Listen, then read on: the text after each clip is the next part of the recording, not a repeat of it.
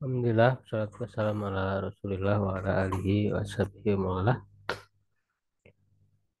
Tafsir At-Tahsil ya di Ulumi Tanzil karya Ibnu Juzai Al-Kalbi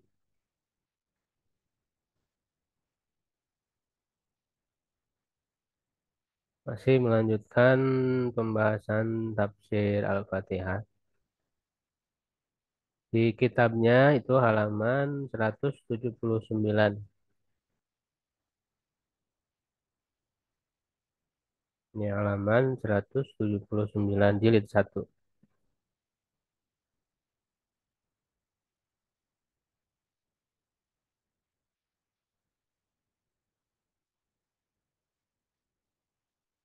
Ya, terakhir kita berhenti pada perkataan Ibrahim bin Adham.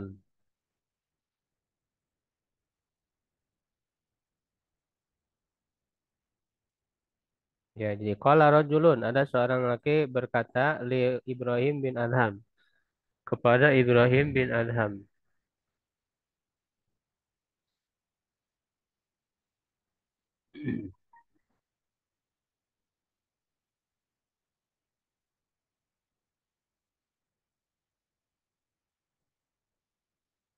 Al fuqara idza utu syakaru. Orang-orang fakir apabila diberi mereka bersyukur. Wa idza mana'u wa idza muni'u sabaru, apabila ditahan atau tidak diberi mereka bersabar. Faqala Ibrahim bin Adham hadi ahlakul kilab. Ibrahim bin Adham berkata, ini adalah akhlaknya anjing. Walakin al-qauma, tetapi kaum, maksudnya para ahli tasawuf ya, orang yang mensucikan diri, ya idza muni'u syakaru, apabila ditahan, maksudnya tidak diberi, mereka bersyukur. Wa idza utu asaru, apabila diberi, ya mereka lebih mengutamakan orang lain ya. Maksudnya diberikan lagi kepada orang lain. Ya, apa ini suaranya jelas nggak? Soalnya ini hujan besar ya.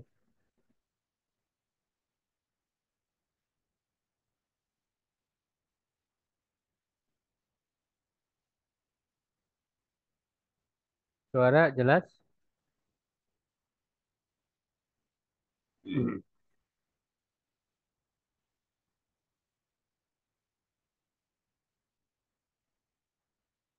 Jadi memang kadang perkataan apa namanya, para ulama tasawuf ya atau suluk ini kadang berlebihan juga ya. Kita memahaminya memang eh, tujuannya kan untuk mencapai tingkatan yang tertinggi dari suatu sikap ya, suatu akhlak ya. Jadi terkesan melecehkan atau merendahkan sikap-sikap yang dianggap rendah ya, padahal sebetulnya tidak salah. Seperti misalnya ketika diberi dia bersyukur ya, itu juga bagus gitu ya. Ketika tidak diberi bersabar.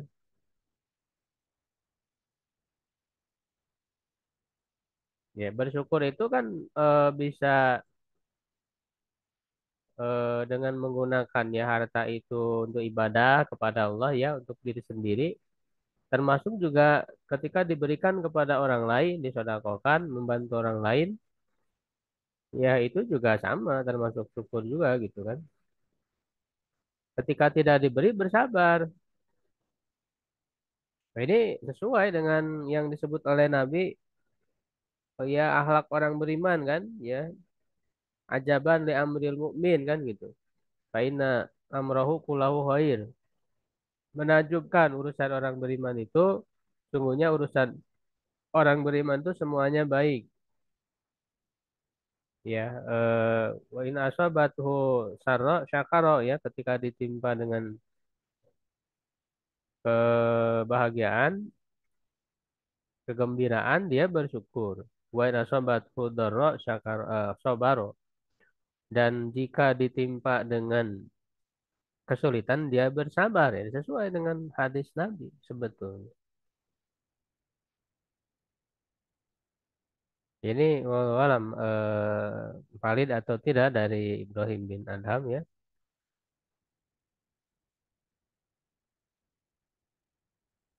Ya, jadi kata beliau itu akhlak hewan pun binatang pun bisa seperti itu gitu. Ya, maksudnya itu tingkatannya rendah. Tapi orang kaum ini yaitu kelompok orang yang menggeluti ya tentang suluk ini, apabila tidak diberi justru bukan bersabar kata beliau, tapi bersyukur. Ya, dan apabila diberi beliau asaru ya isar melakukan isar, lebih mengutamakan orang lain dibanding dirinya. Ya. Jadi ini kaitan dengan pembahasan alhamdulillah ya. Jadi kata alhamdulillah syukur. Jadi syukur itu seperti apa? Ya kadang para ulama tasawuf itu kadang berlebihan juga ya. Jadi hal-hal yang sebetulnya boleh dianggap kurang baik gitu ya. Jadi memang kan kita paham tujuan dari ilmu suluk ini untuk lebih mencapai tingkat yang tinggi ya, ya, dalam dalam akhlak, dalam ibadah ya yang disebut dengan ihsan kan.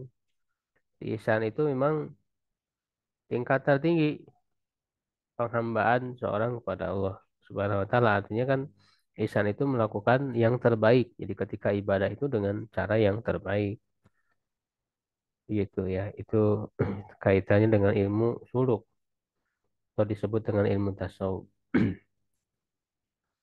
Wa min fadilati syukri, di antara keutamaan syukur anahu min sifatil haqi, bahwa dia termasuk sifat al-haq, maksudnya Allah Subhanahu wa taala al-haq.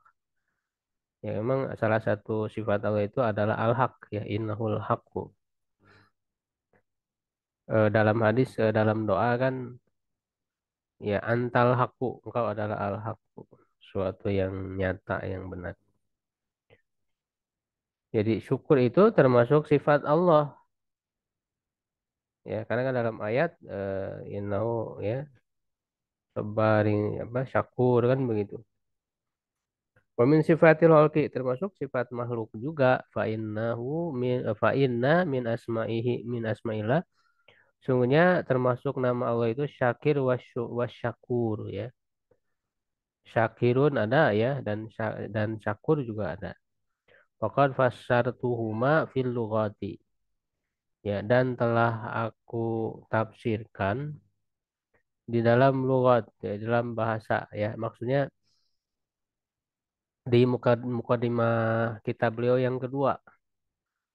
Jadi tafsir Ibnu Juzai ini ada dua mukadimah. Mukadimah pertama tentang usul tafsir ya, beberapa bab dalam ulumul Quran juga sebetulnya.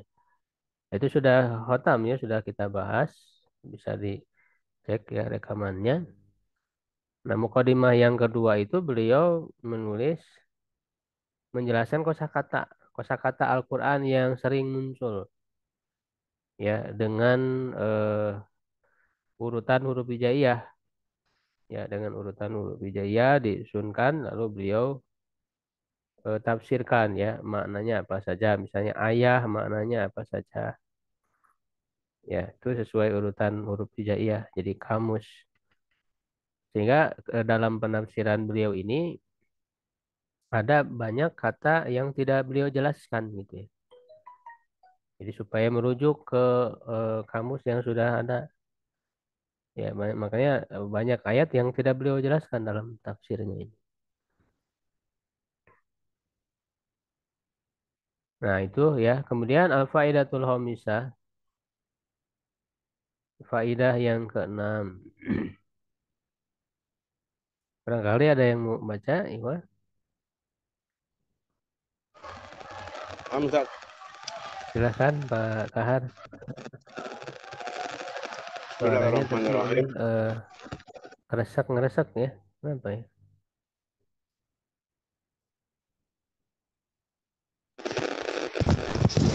Ya, Ya, bismillahirrahmanirrahim. ya silakan. Al-faidatul khamisatu qauluna alhamdulillahi rabbil alamin afdalu indal muhaqqiqin min la ilaha illallah li wajhaini Hmm. ahadu ahaduhuma ma kharrajahu an-Nasa'i an Rasulillahi sallallahu alaihi wasallam man qala la ilaha illallah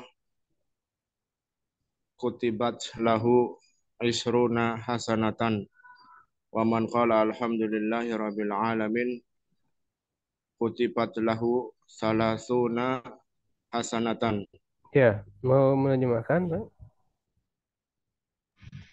Ya, faedah yang kelima, perkataan kita alhamdulillahirabbil alamin lebih afdol menurut ahli tahqiq daripada la ilaha illallah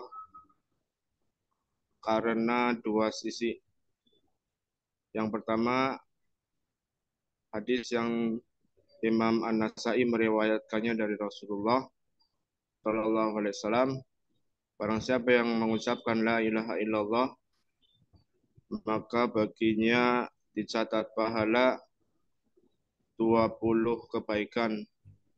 Dan barang siapa yang mengucapkan alhamdulillahirabbil alamin, maka dicatat baginya 30 kebaikan. Ya.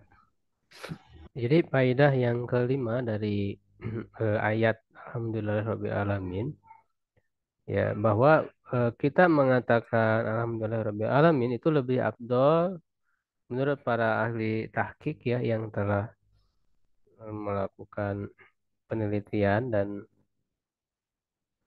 mengambil yang lebih kuat gitu ya.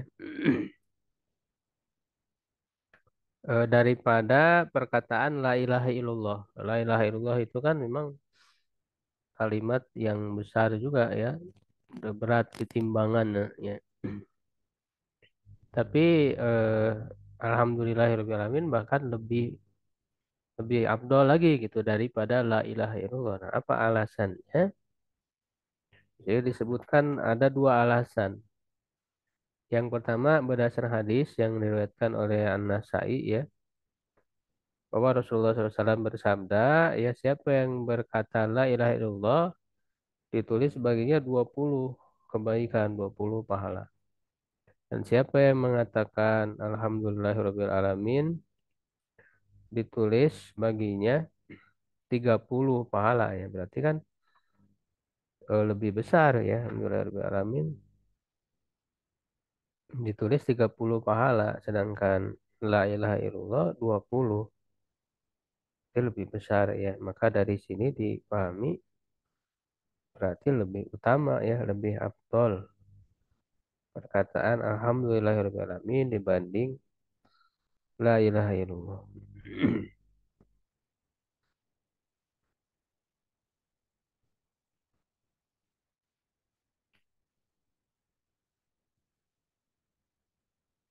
Ya, yang lain barangkali ada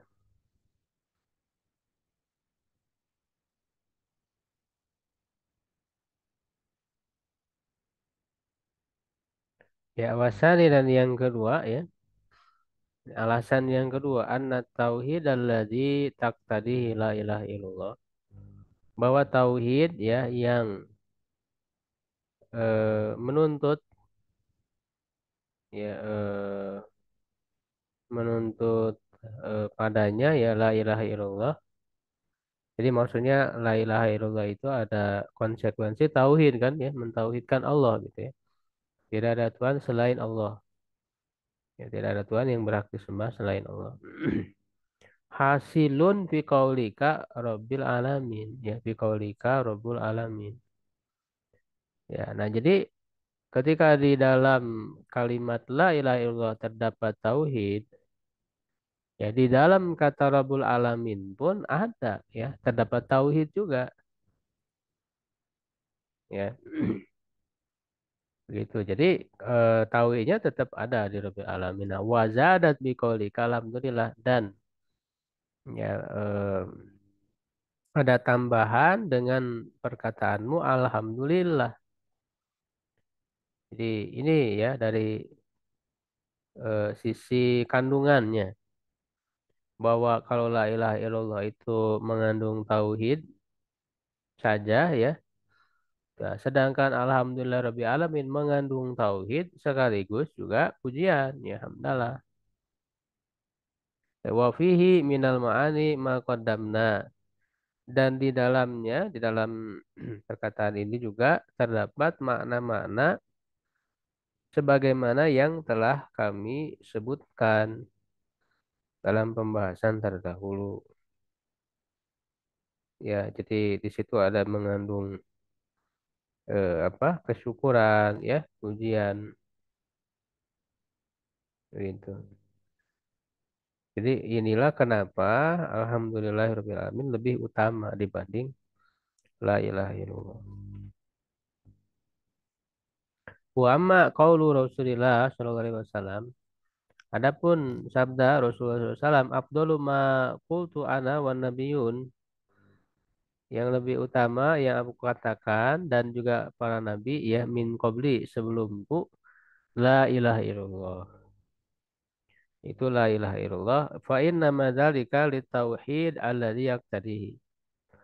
Ya, hanyalah ya hal itu untuk tauhid yang menuntutnya. Jadi memang yang paling awal, yang paling penting tentu tauhidnya itu gitu ya. Waqad syarokata alhamdulillah dan alhamdulillahirabbil alamin pun sama ya, mengandung tauhid juga.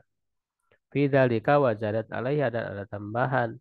Wa hadza lil mu'minin yaquluha li talabis sawabi. Dan ini bagi orang beriman ya mengatakannya untuk mencari pahala. Wa amma liman dakhala fil Islam fayata'ayyanu alaihi la ilaha illallah. Adapun bagi orang yang masuk Islam, maka wajib baginya ya ta'ayyan itu wajib ya fardu ain gitu ya. Baginya mengatakan la ilaha illallah. Ya, jadi juga selain kita mengetahui ya mana yang lebih utama, yang mengandung pahala yang lebih, tapi juga tentu kita harus menempatkan gitu ya perkataan ini. Karena masing-masing kan ada tempatnya. Ketika orang masuk Islam ya mengucapkan syahadat yang di dalamnya terhadap la ilaha illallah tidak boleh diganti dengan alhamdulillah alamin. Karena alhamdulillah alamin itu diucapkannya bagi orang yang sudah beriman. Tujuannya untuk bisa mendapat pahala dari ucapan tersebut begitu. Ya, jadi walaupun dalam alhamdulillah alamin sudah terdapat tauhid, tidak bisa dia diucapkan bagi yang baru masuk Islam. Jadi tetap harus dua kalimat syahadat ya. Al faidatu sadisa, faedah yang keenam, ar-rabbu. Ya, waznuhu fa'ilun bi kasril aini. Rob itu wazannya adalah fa'il. Asalnya berarti robibun ya. Ya, summa udgima, kemudian diidghamkan menjadi robbu, ada tasdid dan diidghamkan. Jadi ada dua huruf ba di situ asalnya. Wa ma'anihi, dan makna-maknanya arba'atun, ada empat. Al ilah ya Tuhan, wasayyidu tuan atau pemimpin, wal maliku yang memiliki, wal muslihu dan yang memperbaiki. Jadi ada empat makna Rob itu. Wa quluha fi rabbil alamin, dan semuanya, semua makna ini ada pada kata Rabbil alamin.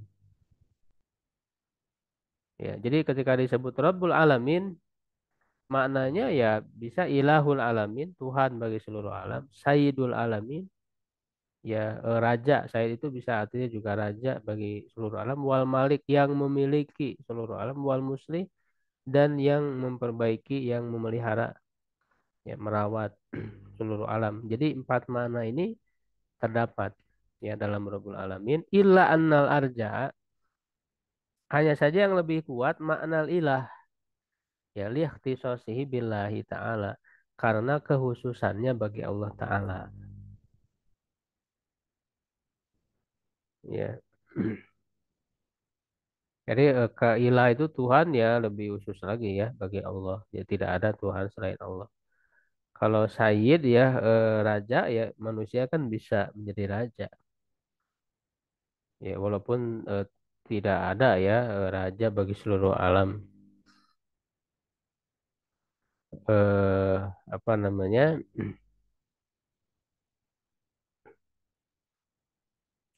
Jadi kalau makhluk ya manusia bisa ya dia sebagai raja.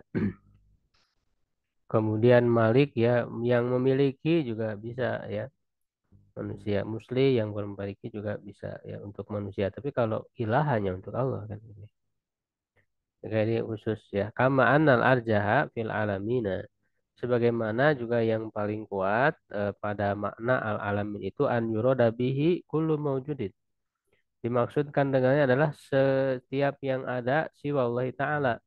Selain Allah. Jadi alam itu semua hal ya selain Allah. Semua makhluk. Faya ummu jami al makhlukati. Maka dia umum mencakup seluruh makhluk. Jadi baik manusia, jin, ya, langit, bumi dan sebagainya, semuanya masuk dalam kategori alam. Ya, kenapa alam disebut alam? Karena dia alamah, ya, tanda, ya, tanda atas kuasaan Allah Subhanahu wa taala. Faidah asabiah, faidah yang ketujuh, Malik qiraatul jamaah. Ya, jadi dibaca Malik pendek tanpa alif itu adalah kiroatnya para ahli kiroat, para imam kiroat ya. Se apa mayoritas ya. Kebanyakan para ahli kiroat di alif minal mulki tanpa alif dia berasal dari kata mulki kerajaan. Jadi kalau Malik Yaumiddin berarti raja ya hari pembalasan. Jadi masuk ke ayat yang berikutnya ya Alhamdulillah alamin Ar-Rahmanir-Rahim. Ar-Rahmanir-Rahim tidak dibahas lagi karena sudah dibahas pada basmalah ya. Langsung masuk ke Malik Yaumiddin. Ini membahas tentang ayat Malik Yaumiddin. Wa qara'a Asimun wal Kisai bil alif. Nah, sedangkan Asim dan Kisai membaca dengan alif, artinya panjang. Malik Yaumiddin. Ya, makanya di kiroat kita kan menggunakan kiroat hafaz ya an Asim, hafaz dari Asim. Itu menggunakan alif kan Malik Yaumiddin. Ya, Asim itu karena para imam ahli kiroat itu yang mutawatir, yang masyhurnya ada 10 ya. 10 imam kiroat. Itu masing-masing negeri ya. Ada kiroatnya ahli Madinah, Nafi ya, Al-Madani, kiroatnya Mekah, ada Ibnu Katsir ya. Ada kiroatnya penduduk Syam, ada Ibnu Amir, kiroatnya apa Irak. Nah, Irak itu ada tiga ya disebut ada Basroh, Kufah dan Baghdad. Basroh ada Abu Amir Al-Basri, kemudian Kufah. Nah, Kufah ini ada tiga imam ya, ada Asim ya, Kisai dan Hamzah. Asim itu kiroat ahli Kufah ya. Baghdad apa namanya Kholaf itu Al-Ashir Kholaf yang ke 10 ya itu dari Baghdad. Dan di Madinah ada juga Abu Ja'far Al-Madani. Itu dipelajari dalam ilmu kiroat. Jadi penting juga kaitannya dengan tafsir karena pasti dibahas ya terutama ketika ada pengaruh terhadap makna. Ya, jadi membaca Malik ini mayoritas yang membaca Malik menggunakan alif itu hanya Asim dan Kisai saja. Wa takdir ala hadza Maliku Waji'i Yaumiddin. Nah, kalau menggunakan alif berarti maknanya yang memiliki dan asalnya adalah Malik ya yang memiliki datang. hari pembalasan. Ai malikul amri, yang berhak ya, yang punya hak ya untuk urusan hari pembalasan. Wa qiraatul jamaah arja li salah satu aujuhin. Qiraat jamaah lebih kuat kata beliau berdasarkan tiga alasan.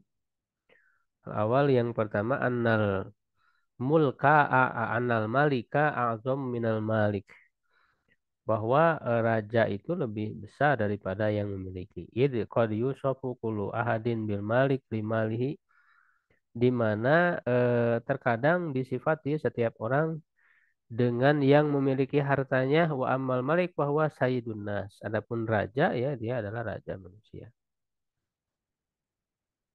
Yang kedua wasani qaulu walahul mulku yauma yunfahu fisur, dan baginya kerajaan pada hari ditiupnya sangkakala. Wasalis, dan yang ketiga anha la taqtadi hadfan wal ukhra taqtadihi.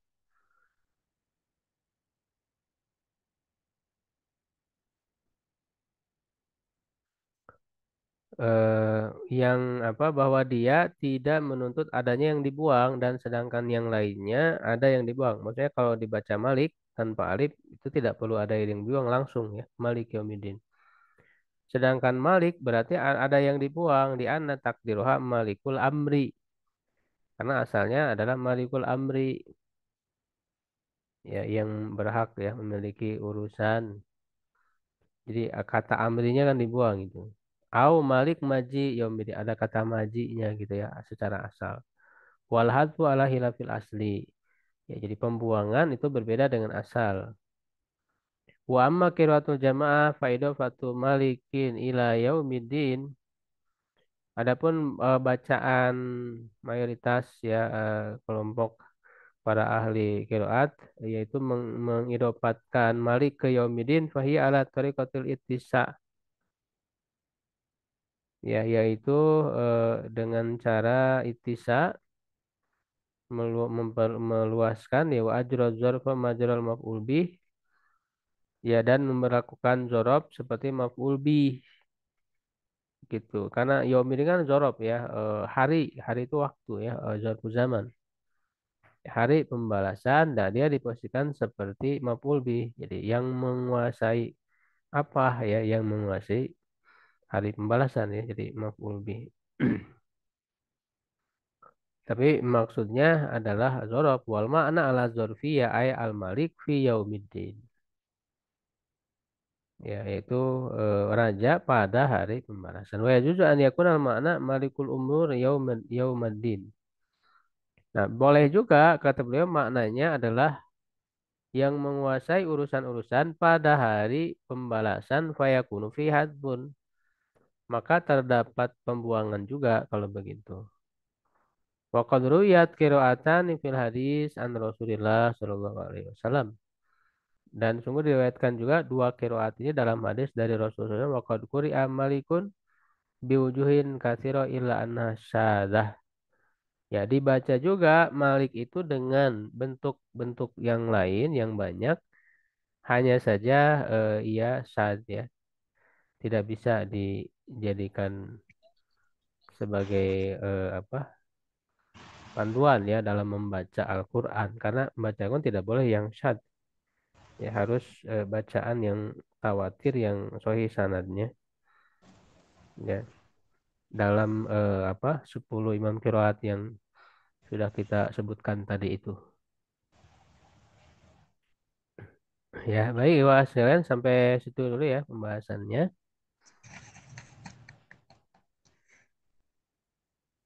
Ada yang ditanyakan? Silakan.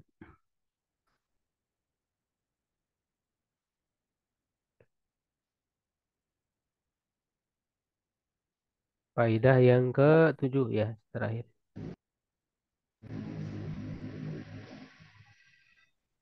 Itu alasan yang kedua itu apa ya saja maksudnya itu? Yang wasal nih qauluhu walahul mulku. Ya, maksudnya kan di situ ada kata al-mulku. Mulku kan kerajaan. Ya, jadi al-mulku kan asal dari Malik. Malik itu asalnya dari mulku. Jadi ayat ini menguatkan bahwa eh, mau apa pembacaan di situ Malik Yaumiddin gitu ya, bermakna Malik raja. Karena di sini juga ada al-mulku yauma yunfahu fisur. Yauma yunfahu fisur ya yaumuddin kan begitu. Hari pembalasan. Jadi ayat ini menguatkan bahwa makna dari ayat ini adalah raja ya. Kalau maknanya adalah raja yang menguasai berarti dibacanya Malik tanpa alif Malik Yaumiddin. Jadi lebih kuat secara maknanya sebetulnya. Tapi kalau dalam pembacaan ya tentu kita tidak boleh mencampur-campur ya. Jadi kalau membaca dengan kiroah Asim, hafasan Asim ya harus konsisten kita membacanya dengan kiroat itu. Malik Yaumiddin ya dengan alif yang kita baca. Ya, kecuali kalau kita membaca dengan kiroah lain. Ya, kiroah lain ya harus konsisten juga dengan kiroah itu. Tidak boleh dicampur-campur. Khususnya dalam sekali sholat gitu ya, dalam sekali sholat kita membaca dengan satu kiroat. Nanti kiroat apa sholat lain misalnya kita baca dengan kiroat lain ya silakan asal memang kita mungkin dalam kiroat itu. Itu Ustaz, apa fayakunu fihi hasbun ini maksudnya apa Ustaz? Di dalamnya ada membuang. Jadi kalau saya kalau dibaca Malik Yaumiddin itu maknanya nggak bisa langsung yang memiliki hari pembalasan, tapi ada kata yang dibuang yaitu umur ya atau amri kan maliku umuri yaumiddin. Jadi kata umurnya itu dibuang hadbun. Kalau dibaca pakai Tapi alif maliki umuri yaumiddin. Nah, ada kata umurnya gitu. Secara itu yang dibaca panjang ya itu ya. ya ya yang pakai alif. Sedangkan yang pendek maliki nggak usah ada yang dibuang langsung maknanya bisa langsung maliki yaumiddin yang menguasai hari pembalasan. Jadi menurut pandangan beliau seperti itu penulis ya. Jadi yang menguasai hari pembalasan. Ya sebetulnya nggak jauh beda sih ya. Yang menguasai hari pembalasan, yang memiliki ya hari pembalasan, yang berhak ya atas hari pembalasan. Ya, sebetulnya tidak jauh berbeda maknanya.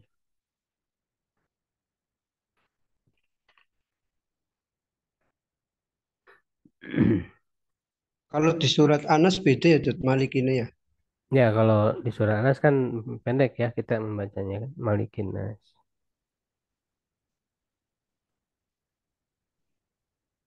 Itu kalau mudah kita ingin melihat kiroat itu ada mushaf kiroat Asyr ya itu. Apa Maka itu? sudah pada punya mushaf kiroat 10 punya nggak? Nggak punya. Ada PDF-nya nanti kalau mau saya. Oh iya, Jadi monggo. itu di pinggirnya itu ada penjelasan ya. Jadi untuk mengetahui bagaimana kiroat-kiroat yang lain Iya, gitu. Ada penjelasannya. Itu semua Al-Quran. Jadi mushaf semua tapi di pinggirnya dijelaskan bagaimana kiroat 10 imam kiroat gitu ya dalam pembacaan. Nah, itu lebih cepat kita mengetahuinya. Oke, mushaf itu ya. Kiroat Al-Asy nanti saya share. Insya Allah. tapi kalau belum berguru nggak boleh praktik ya, Dut ya.